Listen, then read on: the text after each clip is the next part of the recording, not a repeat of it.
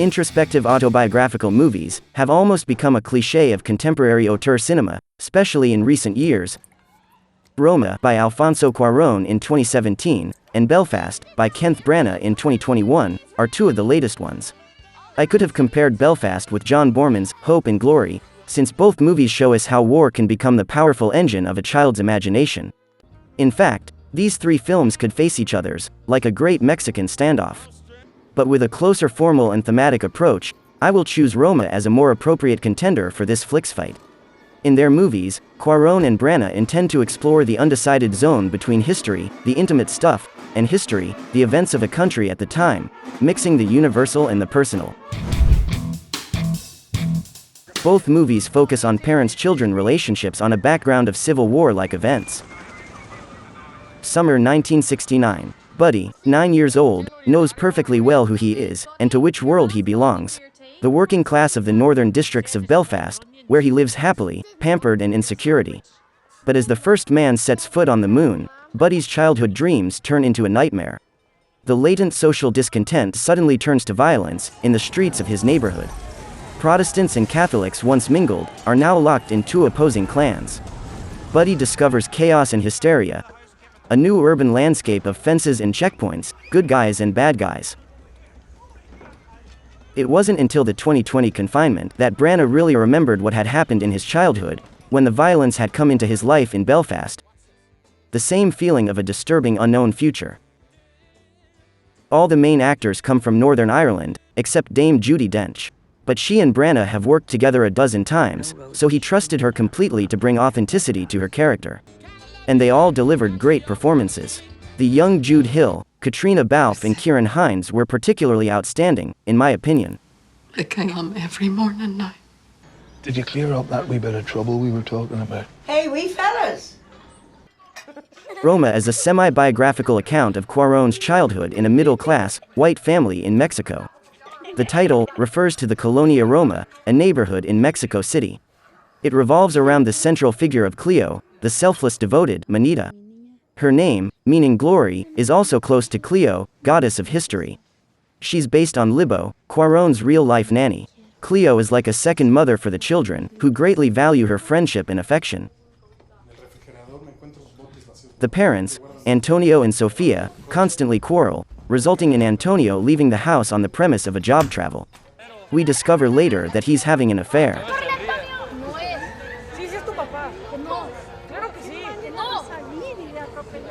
Meanwhile, Cleo's personal life offers the promise of a happy future.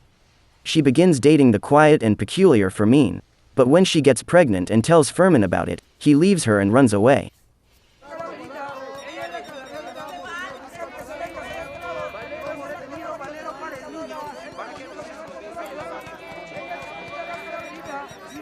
We're in Mexico, in the beginning of the 70s. The Dirty War had thrown the political landscape of the country into turmoil. Insurgent groups and the incumbent administration converted the streets of Mexico into a battlefield, claiming the lives of many people. Specifically, Cuarón captured the Corpus Christi massacre, where hundreds of student demonstrators were killed, in the exact moment it happened in history.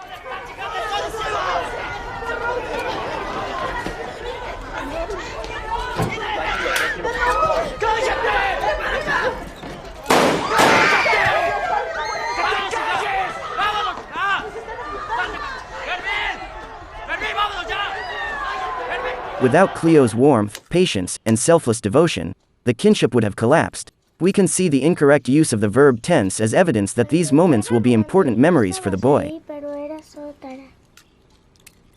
¿Cuando eras? Sí. ¿O cuando seas grande? No, cuando era. She becomes an invisible lifebuoy for the children and their grieving mother, even defying the fact that she can't swim. A very powerful metaphor. No one remained indifferent to the performance of Yalitza Aparicio. Her stunning turn on the character, earning her an Academy Award nomination, is all the more impressive when you know that she wasn't an actress by profession. Cuarón's earnest, contemplative, and deliberate reconstruction of memory is beyond moving.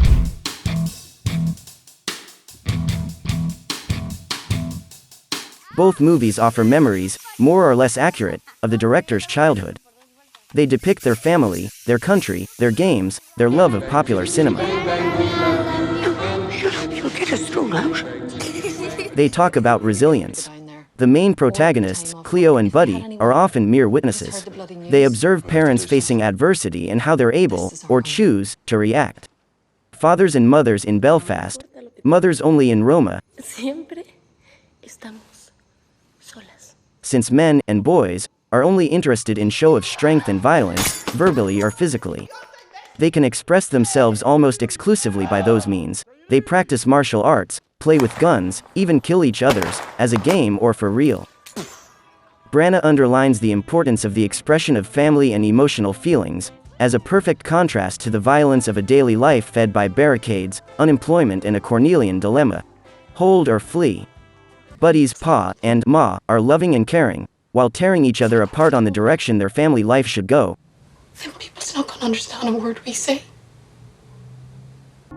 Protestants! It resonates in You the will sequence where an die. reluctant pastor preaches on the two roads of life that one can take. A fork in the road. In one direction, a straight and narrow highway.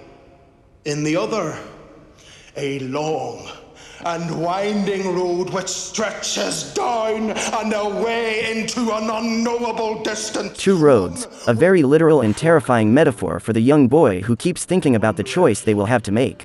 A straight and narrow highway. The previous generation, Granny and Pop, are never stingy with comments in the form of life lessons. The humor, quite present throughout the film, is a real asset of Belfast. Anyways, I think she loves that other fella. You don't know that for sure. Women are very mysterious. And women can smash your face in two, mister. Your granny's become less mysterious over the years. The film is set at Buddy's level. His world is soccer, the girl at school with whom he is in love, family, religion and the cinema. He lives like a young dog, eating, sleeping and playing. The movie tells the story of the moment when he goes from innocence to maturity in a hurry, when worry enters his life. The young boy does know that two camps are fighting and roughly in which one he is. As for making sense of it all, he is incapable of doing so. But, are adults more capable when it comes to war? Everybody in this country killed crazy? All in all, Belfast still is a film without too much asperity, a reassuring cocoon that can warm or make you roll your eyes depending on your mood. What prevail are its characters, whose emotions and passions overshadow the documentary aspect of the Troubles, the Northern Irish conflict. It's roughly the same for Roma and its reference to the Corpus Christi massacre.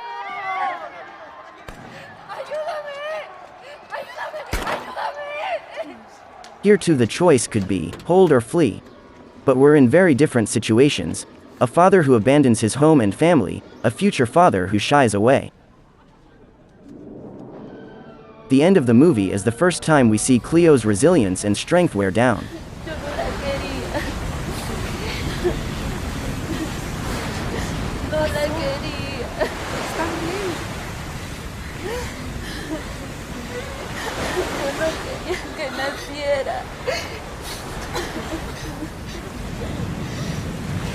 Clearly, the family's situation had an impact on Cleo. The children were missing a paternal figure in their lives. Without her loving husband, Sophia was missing a compassionate companion. Cleo didn't want the same fate to happen to her, nor to her to be born girl. Belfast is far more autobiographical than Roma.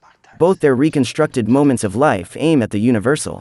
But Cuarón's evocation is more powerful, primordial, and original.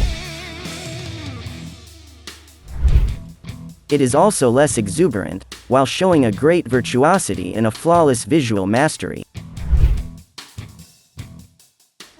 The two directors have chosen a similar stylistic approach by opting for the use of black and white, equally sumptuous in both movies.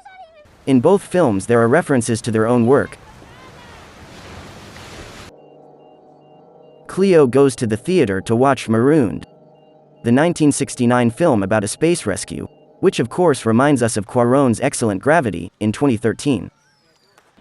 Ditto for Buddy, who can be seen reading comics featuring the superhero Thor, Branagh having directed the first installment of the Marvel franchise in 2011. Both directors said they were inspired by The Bicycle Thief, among others. Branagh said he's never seen Roma. Watching the two movies, we can agree that it's quite a coincidence. When Branagh was a child, it was a monochromatic world. It rained often in this city.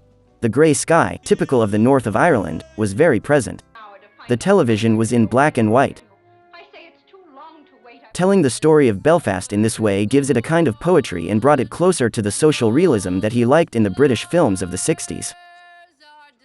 For better or worse, Branagh can't help but let loose the floodgates of emphasis. And I'm not entirely sold on those colored sequences, though I get the intention. But the message it wants to convey remains stronger than the method to achieve it. Similarly to Belfast, the shots are very carefully blocked and the action is planned with a very precise timing, yet it feels very organic. Cuarón thinks that memory can be subjective, but it can also be objective. So, he was interested to observe those moments at a distance without a judging eye, not allowing the camera to interfere. Very long shots, typically panoramics on a tripod, helped him do that. The delivery scene is one of the most emotional and gritty scenes of recent times, with a camera allowing only the mother and the baby to be entirely in the frame and in sharp focus.